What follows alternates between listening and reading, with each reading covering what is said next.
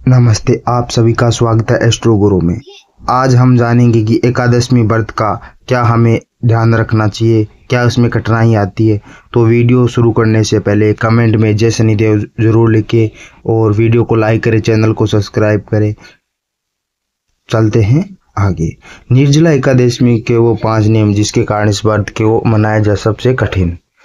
हर महीने की कृष्ण और शुक्ल पक्ष में की 11वीं तिथि को एकादशमी व्रत रखा जाता है। इस तरह से पूरे साल में कुल 24 एकादशमी तिथियां पड़ती है। सभी एकादशियों को निर्जला सबसे कठिन और पुण्य फलदायी माना जाता है।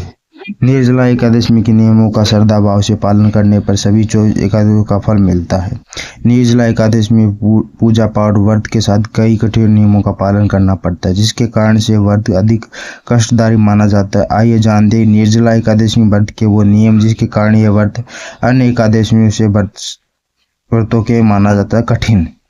निर्जला एकादशी में अन्न के साथ ही जल का भी त्याग करना पड़ता है, जिसके कारण इसका नाम निर्जला एकादशी पड़ा। निर्जला यानी बिना जल के व्रत के पूरे दिन जल की बूंद ग्रहण नहीं करना, वरना ये खंडित हो जाता है। अन्य एकादशी के व्रत में फलाहार या जलाहार के नियम को, लेकिन ये एकादशी ऐसा व्रत है जिसमें अनाज, फल या फलों जैसा जीवन में पूर्ण रूप से सेवन वर्जित है। निर्जला एकादशी का व्रत तब रखा जाता है जब ज्येष्ठ माह की प्रचंड गर्मी पड़ती है, जिसे बिना अन्न जल ग्रहण किए ये व्रत रखना व्रतधारियों के लिए शारीरिक रूप से कष्टदायक होता है।